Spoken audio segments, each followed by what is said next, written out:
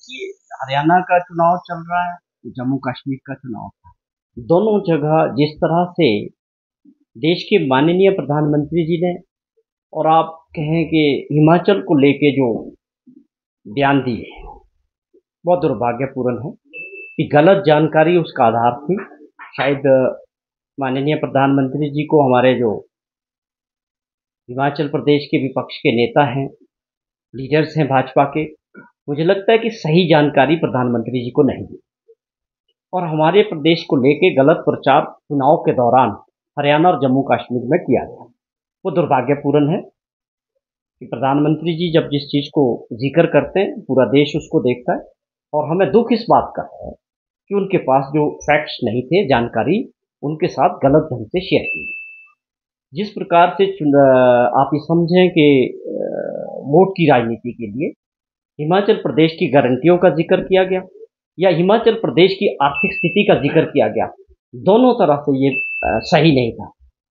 मैं समझता हूँ कि गारंटियाँ जो हमने कांग्रेस पार्टी ने प्रदेश के लोगों के लिए रखी थी, 10 गारंटियों की बात हुई थी और 5 साल के लिए लोगों ने हिमाचल प्रदेश में कांग्रेस सरकार को मौका दिया और उनमें से 5 गारंटियाँ पहले 2 वर्षों में पूरी हो चुकी। ये अपने आप में मैं समझता हूँ बहुत बड़ी उपलब्धि थी।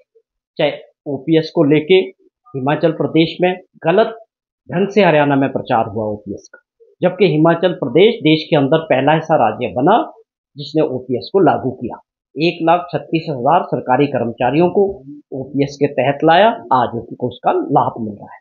लेकिन आप देखिए कि उसका गलत ढंग से जो है प्रचार हिमाचल प्रदेश का हरियाणा के अंदर चुनाव के लिए किया गया। हम ओपीएस देने वाले पहली गारंटी पहली कैबिनेट में जो है हमारी सरकार ने जारी की।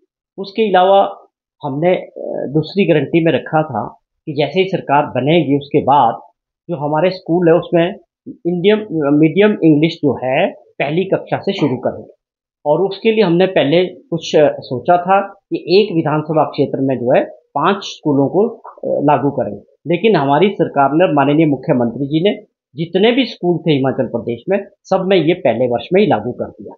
और आप समझे कि महिला सम्मान निधि, जो इंदिरा गांधी महिला सम्मान निधि की योजना 1,500 रुपया महीने के हिसाब से महिलाओं को हमने जो देना था वो योजना हमने शुरू की। उसमें तकरीबन 2.5 लाख ऐसी महिलाएं थी जिनको 1,100 रुपया पहले मिलता था, उसको 1,500 रुपया मिलना शुरू हुआ और उसके अलावा 50,000 के करीब और महिलाओं को 1,500 रुपये के हिसाब से ये गारंटी योजना शुरू की गई और राजीव गांधी स्वरोजगार योजना को शुरू किया, जिसमें बहुत सारे बच्चों ने जो है कि किस तरह रोजगार करेंगे, इलेक्ट्रिक वाहन के लिए अप्लाई किया है, उनको सब्सिडी दे रहे हैं या साथ में एनवायरनमेंट भी बचेगा। कहने का मतलब है हमारे 2 साल के कार्यकाल में 5 गारंटियों को पूरे करने वाली ये सरकार बनी। और जहाँ तक हमारी आर्थिक स्थिति को लेकर चर्चाएं की गई चुनाव में, वो एक गलत प्रचार था। जब हमारी सरकार बनी हिमाचल प्रदेश में 75,000 करोड़ रुपए का कर्जा और 10,000 करोड़ रुपए की सरकारी कर्मचारियों और पेंशनर्स की लाइबिलिटीज पिछली सरकार जो भाजपा की थी छोड़ के गई। लेकिन उसके बाद हमारी सरकार ने और माननीय मुख्यमंत्री जी ने एक बात तय की कि हमें ऐसे फैसले लेने हैं कि व्यवस्था में परिवर्तन करना बहुत ज़रूरी है और साथ में अपनी अर्थव्यवस्था को मजबूत करने के लिए बड़े कदम उठाने की आवश्यकता है और उनका परिणाम भी सामने आया। पहले वर्ष में हमने 2,200 करोड़ रुपए का एक्स्ट्रा रेवेन्यू जनरेट करके दिखाया। ये चीज़ें चर्चा का विषय होना चाहिए कि किसी सरकार ने और किसी मुख्यमंत्री जी ने ये तय किया है कि हमको जो है अपने प्रदेश के अंदर आर्थिक स्थिति को मजबूत करना है आने वाले समय के। अगर आज हम फैसले नहीं लेंगे तो ये हालात बिगड़ सकते हैं। मैं समझता हूँ ये बहुत अच्छी सोच है और इसके परिणाम आने शुरू हो गए। उसी के तहत कुछ व्यवस्थाओं में और भी परिवर्तन किए जाए, लेकिन आप इसको अप्रिशिएट करने के बजाय, इसकी सराहना करने के बजाय कि आप अच्छे कदम उठा रहे हैं, इससे हमारे प्रदेश के अंदर विकास की दृष्टि से हम प्रदेश को आगे बढ़ाएंगे या युवा साथियों के लिए रोजगार का प्रबंध करेंगे, लोग इसका चर्चा कर रहे हैं कि हमारी आर्थिक स्थिति खराब है। कोई आर्थिक स्थिति खराब नहीं। विकास की दृष्टि से 2 साल में हमने 2,200 करोड़ रुपया एक्स्ट्रा जनरेट करके वो विकास कार्यों में लगाए। प्रदेश ऐसा पहला राज्य बना जिसने 10 से 12 रुपये लीटर दूध की कीमतें बढ़ाई गई है और ये अपने आप में बड़े कदम हैं जो हिमाचल सरकार ने किए हैं। हमारी सरकार की और मुख्यमंत्री जी की प्राथमिकता है कि हम रूरल इकोनॉमी को मजबूत करें। जो हमारी ग्रामीण अर्थव्यवस्था है, ऐसे फैसले लें कि लोगों के पास वहाँ मजबूती के साथ काम मिले, पैसा मिले। इसके तहत काम हो रहे हैं और विकास की दृष्टि से हम बड़े बड़े काम करने जा रहे हैं। आज बहुत बड़ा कांगड़ा के अंदर एयरपोर्ट का एक्सपेंशन हो रहा है। 2000 करोड़ से ऊपर उसमें खर्च हो रहा है। कांगड़ा को, पूरे जिला को टूरिज्म की दृष्टि से बड़ी भारी योजनाओं पे पैसा खर्च हो रहा है। राजीव डे बोर्डिंग स्कूल्स के, जो हमने Rajiv Gandhi day boarding school की बात की है, आज 40-40, 50-50 बीघे में बहुत, आप समझे, इस प्रकार के स्कूल बन रहे हैं जिसमें तकरीबन 8-10 जगह काम शुरू होने वाला है, कई जगह शुरू हो चुका है। बड़ी योजनाएं हो रही है, बड़े काम हो रहे हैं।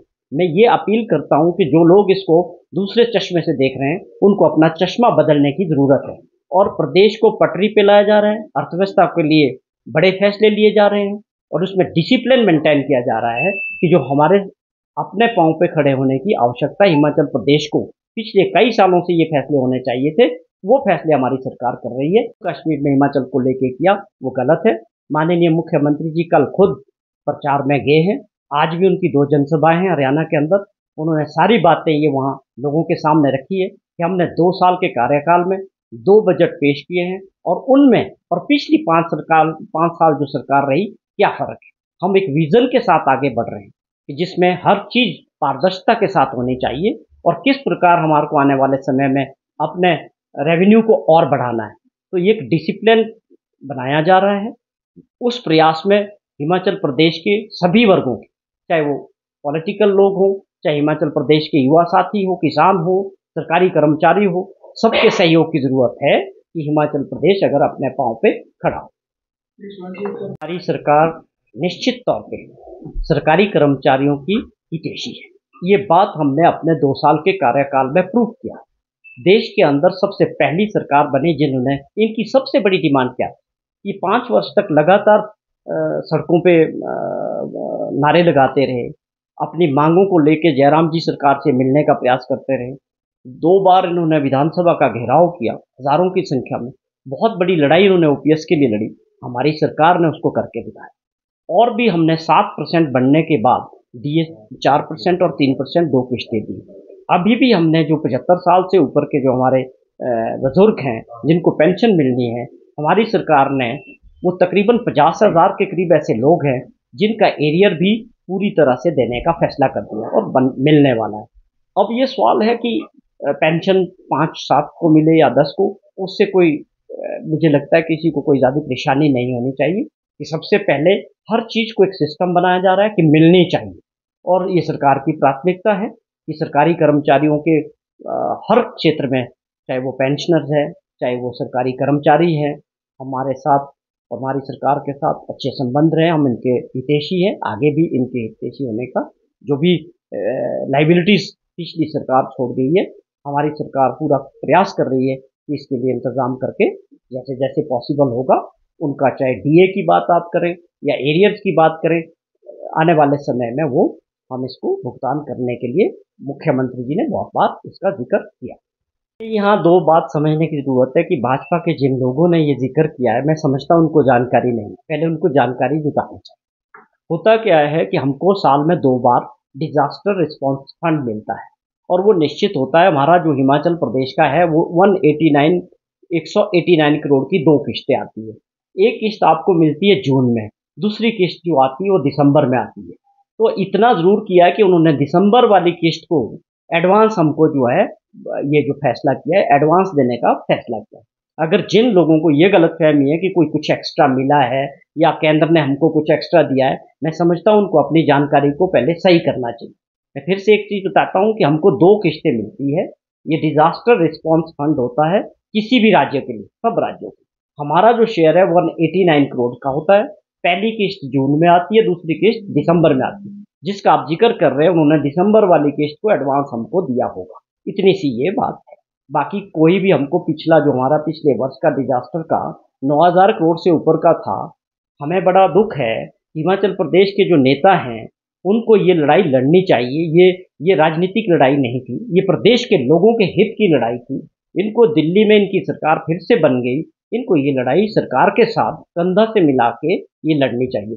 अभी उस वो जो हमारा क्लेम है 9,000 करोड़ का, उसके एवज में हिमाचल को कुछ नहीं मिला है। हिमाचल प्रदेश में सरकारी संपत्तियों का, लोगों की प्राइवेट संपत्तियों का बहुत बड़ा नुकसान हुआ था। हमें उम्मीद थी, हम एक स्पेशल कैटेगरी स्टेट है और हमको जो है सहायता मिलनी चाहिए थी, लेकिन दुर्भाग्यपूर्णवश वो नहीं हो पाया। उस लड़ाई को अभी भी हमने जारी रखा हुआ है।